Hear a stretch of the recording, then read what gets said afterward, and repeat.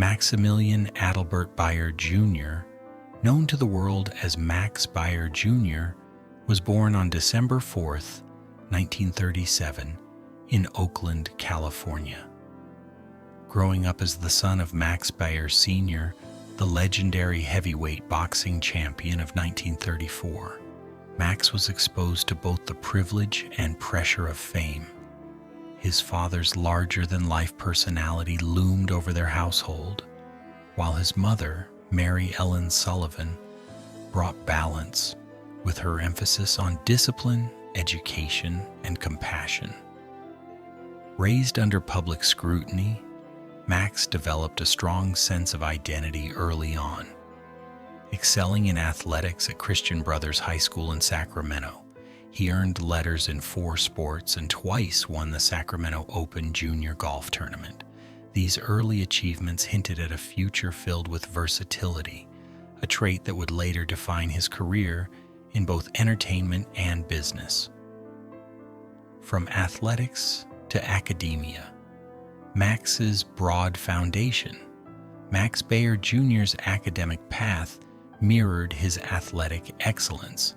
After graduating from high school, Max attended Santa Clara University, where he earned a degree in business administration with a minor in philosophy.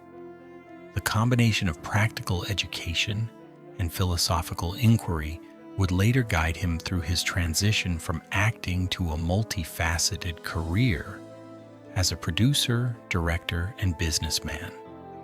In addition to academics, Max's passion for performing began at a very young age.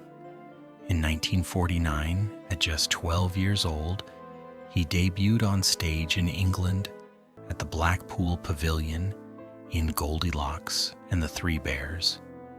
This early experience on the stage laid the foundation for his later success in television and film, showing that Max had more than just athletic talent. He had a natural flair for performance that would carry him far in the entertainment industry. Television stardom, a breakthrough with the Beverly Hillbillies. By the early 1960s, Max Baer Jr. was signed to Warner Brothers and quickly became a recognizable face on television. He appeared in a string of popular shows such as Maverick, Hawaiian Eye, 77 Sunset Strip, and Sugarfoot. His versatility in these roles helped him absorb the fast-paced world of TV production, especially during its golden age. However, it was his portrayal of the lovable, naive Jethro Bodine on the Beverly Hillbillies that solidified his place in American pop culture.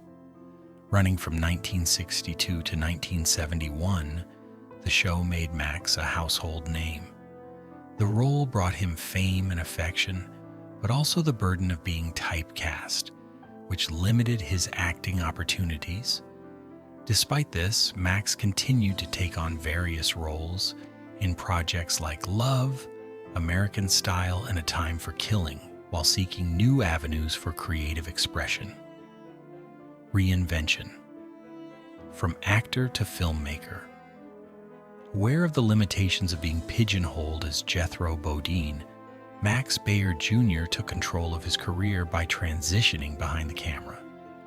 In 1974, he produced, wrote, and starred in MacArthur County Line, followed by The Wild McCullochs in 1975. These efforts marked his shift from acting to filmmaking, and he found major success with Ode to Billy Joe in 1976.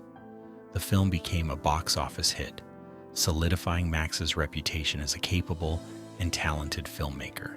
He followed this success with his final directorial effort, Hometown USA, in 1979. Alongside his work in film, Max expanded his horizons into business, diving into real estate and the casino industry. His vision for a Beverly Hillbillies enterprise that blended nostalgia with entrepreneurship demonstrated his innovative approach to both business and entertainment, pushing beyond Hollywood to explore new avenues.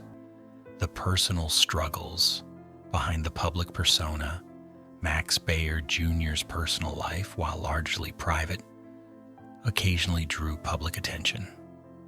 In 1966, he married Joanne Kathleen Hill, but the pressures of fame and the demands of their respective careers led to their divorce in 1971.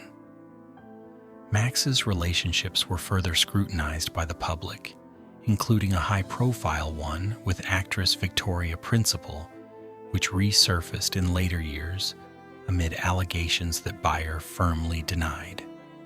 These challenges highlighted his desire for privacy, particularly as he moved further from the limelight in his later years. However, despite his personal ups and downs, Max found solace in the friendships he formed with his Beverly Hillbillies co-stars, notably Irene Ryan and Buddy Ebsen, whose influence and support had a profound impact on his personal and professional life. Irene Ryan, a mentor who shaped Max's career. Among the many people who shaped Max Baer Jr.'s career, Irene Ryan, who portrayed Granny on the Beverly Hillbillies, stands out as one of the most significant. Max speaks about her with rare honesty, acknowledging the profound influence she had on him, both as an actor and as a person. While audiences adored Irene for her feisty, comedic portrayal of Granny, Max reveals that she was much tougher and sharper than anyone realized. A seasoned veteran of vaudeville, radio, and film, Irene demanded excellence from everyone around her, particularly from Max. As a young actor, he was intimidated by her, but over time he came to deeply respect her professionalism, preparation, and unwavering commitment to her craft. Irene's guidance helped Max navigate the world of acting with discipline and respect for the work, lessons that he would carry with him throughout his career. The real Irene Ryan. Strength behind the laughter. Behind Irene Ryan's iconic role as Granny was a woman who had lived through immense hardship. Max Baer Jr. speaks of Irene with deep affection, acknowledging that her humor was born out of years of personal struggle, including failed marriages and years of insecurity before fame finally found her later in life. Despite the pain she endured, Irene never slowed down, continuing to work at full throttle even as her health began to decline. Max remembers how her refusal to slow down left a lasting impression on him.